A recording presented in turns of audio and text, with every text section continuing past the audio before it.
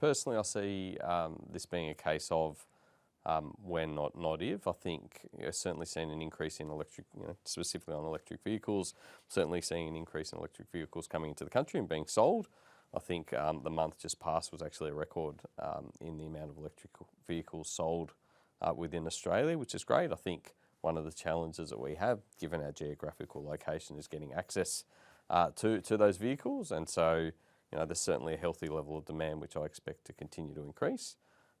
If I think about some of our regional customers, some I've met more recently, one in particular, a bus customer in regional Australia, one of the things that will be a challenge for them is power supply issues. And so I think there's some work that will need to be done in conjunction with government to address some of that, to be able to move to fully electric. But yeah, for me personally, I see huge opportunities in this space, but also just think it's a matter of time.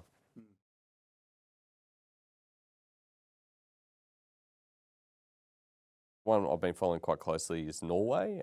They've moved to fully electric in terms of the sale of any new vehicles. You can't buy new petrol or diesel-based vehicles there, and so that is something I've been watching quite closely to see how that plays through. One, I'm obviously interested in the second-hand value of assets that are petrol or diesel, but also importantly just to see how that plays through, how they get there from a power grid perspective. So that's certainly one I'm watching quite closely. Okay, it's quite interesting stage of the market evolvement. I think we're very much at the start of something that is going to happen relatively quickly.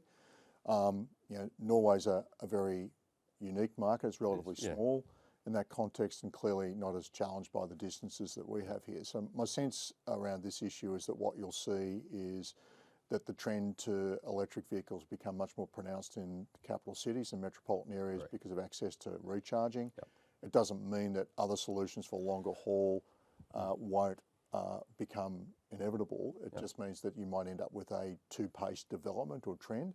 But I think the tipping point towards electric vehicles versus petrol and diesel fueled motor vehicles is closer than most people anticipate. And certainly by 2030, I would anticipate the vast majority of motor vehicles in the metropolitan areas will be some form of electric / hybrid. Because we frankly won't have the choices from the manufacturers. And so whether we do or don't want to make conscious decisions to do that, the manufacturers' vehicles will effectively make that choice for us. I agree. And you can see a number of the manufacturers have put out their ambitions of when they're going to stop producing petrol and diesel-based vehicles. And so I certainly agree with you on that. The other thing which I should have touched on that we're watching closely is hydrogen and what's happening in that space. I think that's quite interesting and one to watch.